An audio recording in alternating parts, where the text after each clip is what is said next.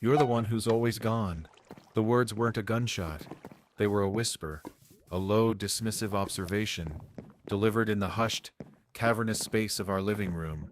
It was a place filled with the comfortable silence of 10 years of shared life, a perfectly peaceful, ordinary scene, utterly at odds with the hurricane brewing inside me. My wife Sarah was sitting on the couch, her hands clasped in her lap, her eyes filled with a strange, fleeting mix of annoyance and defiance. We had been arguing, or what passed for an argument between us, a slow, methodical deconstruction of our relationship, a dissection of all the things that had gone wrong. I had brought up her distance, the way she had become a stranger in her own life, a ghost in our shared home.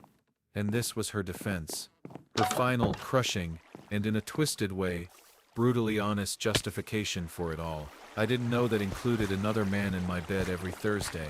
I didn't know that her heart in its own warped, self-serving logic was already gone. I didn't know that the physical betrayal was just the tip of the iceberg, a symptom of a profound, unshakable emotional treason.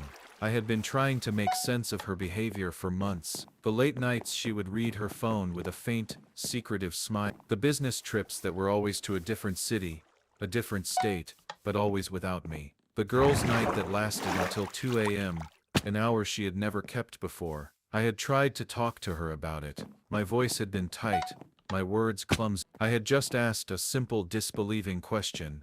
What's going on? And she had looked at me, her eyes filled with a familiar, weary pity. You're the one who's always gone, she had said, her voice soft. You're everything I've ever wanted. The lie was so effortless, so well rehearsed. The apathetic way she had lied was a fresh stab in my gut. I had spent 2 months on a fool's errand. I had gone through her main phone, her bank statements, her car's GPS, nothing. She was a master of her craft, a professional liar, but she had made one mistake, one tiny, careless, fatal error. She had left a forgotten piece of her secret life in plain sight. The discovery had been a cruel and, in its way, a beautiful piece of irony. It was a Tuesday. I was working from home, and I had needed a file from my office. I had walked into our bedroom, the space that had been our sanctuary, and it felt like a stranger's house. The bed, the one we had picked out together, was unmade. A small black leather-bound book was on the floor, next to her side of the bed. It was a diary, a small, unassuming book that was a perfect symbol of a private, secret life. My heart, a frantic drum against my ribs,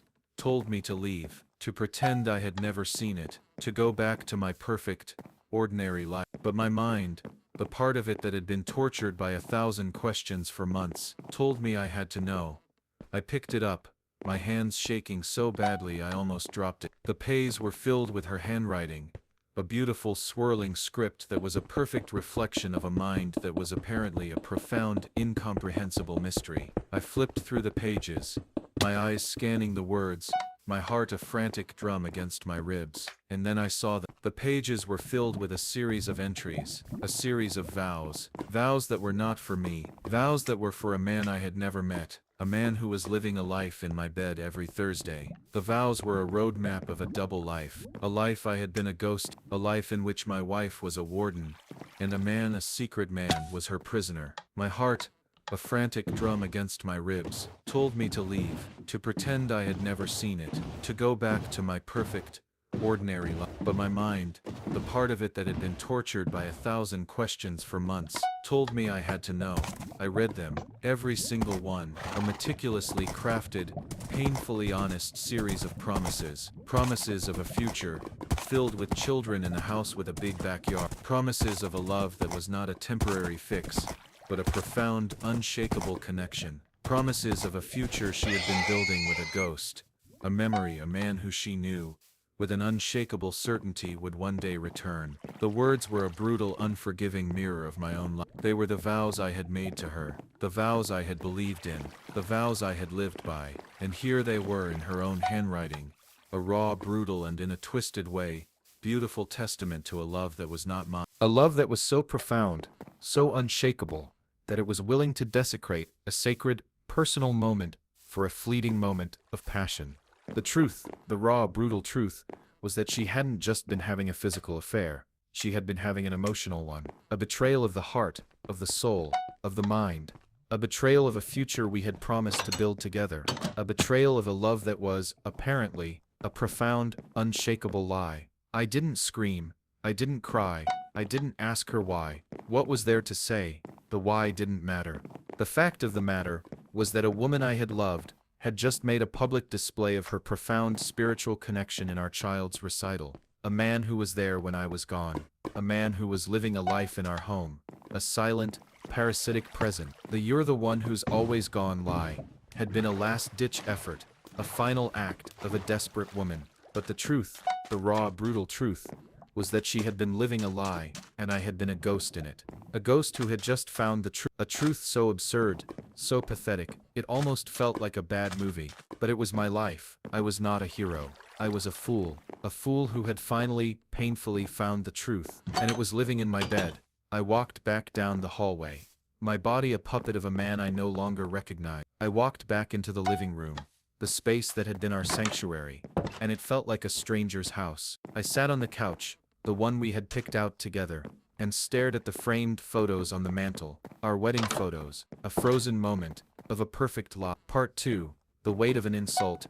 You're the one who's always gone. The words, now a haunting echo in the silent house, were a poison I had been drinking for years, diluted by her soft smiles and casual lie. They were the final devastating insult, a weapon she had wielded with casual cruelty to deflect my intuition. My heart, in that moment, wasn't just broken. It was shattered into 1,000 tiny, jagged pieces. The silence that followed her confession was a physical weight, a suffocating blanket that pressed down on me. I looked at her, at the woman I had promised to love and protect, and I saw a stranger. Her face, so familiar and beloved, was now a mask of 1,000 unspoken lies. Her assumption, so casual and so arrogant, that my profound visceral reaction to her profound emotional treason was a sign of my weakness, of my lack of real masculinity, was the final devastating insult. The wedding ring on my finger felt like a cruel joke, a glittering piece of proof of a love that had never existed. I had spent years believing in a lie. I had been a fool, a placeholder, a temporary fix for a woman who was just waiting for her baggage to be unpacked. Her logic was simple, and in its twisted way, brutally honest. She was complex. She had needs. She had baggage. And I, apparently, didn't understand. Her betrayal in her mind was justified. My loyalty was not a virtue.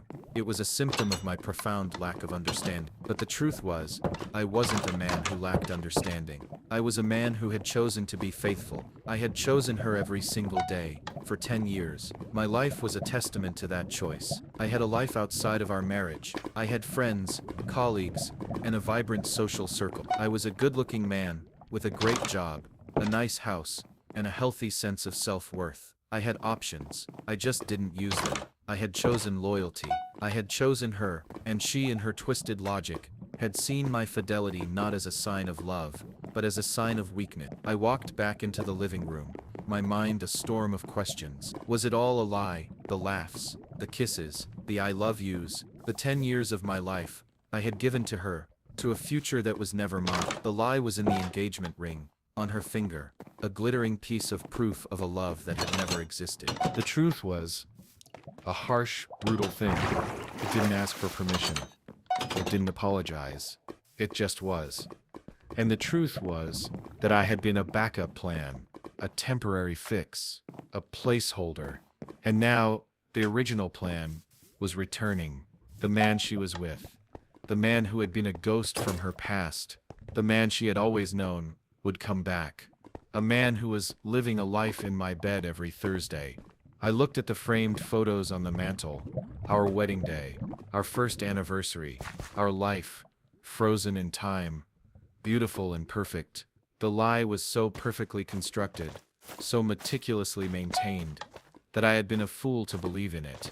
The love letters she had sent me. The promises she had made in her emails. The voice on the other end of the line on our weekly phone calls. It was all a performance, a perfectly executed role. And I, the fool, had been her audience.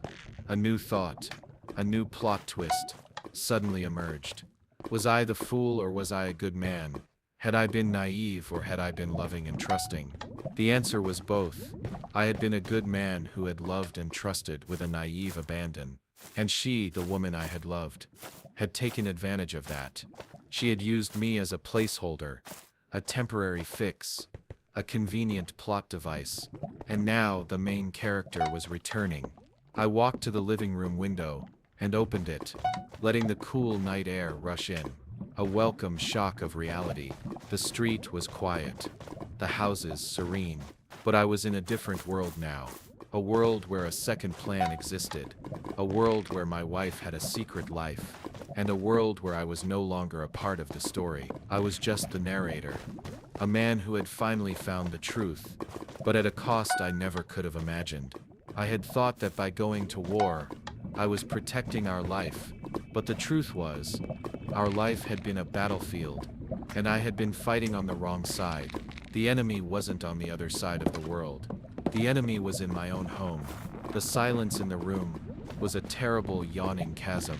I could hear her breathing, a ragged, shallow sound. She wasn't fighting anymore. She had no words left. The "you're the one who's always gone" lie had been a last-ditch effort, a final act of a desperate woman.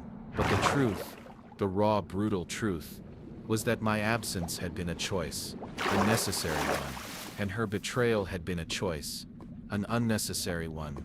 I didn't need to say another word. The truth was a physical presence in the room, a heavy, suffocating blanket that was finally being lifted. I walked out of the room, leaving her alone with her silence and her shattered life. The weight of the duffel bag in my hand felt strangely light, no longer a burden of doubt, but an instrument of truth.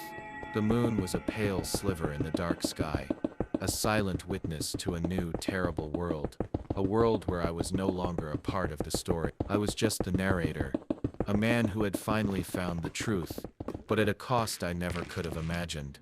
The next few hours were a blur of cold air, empty streets and a mind racing with 1,000 different thoughts. I drove aimlessly, my hands clenched around the steering wheel, my mind replaying the past year.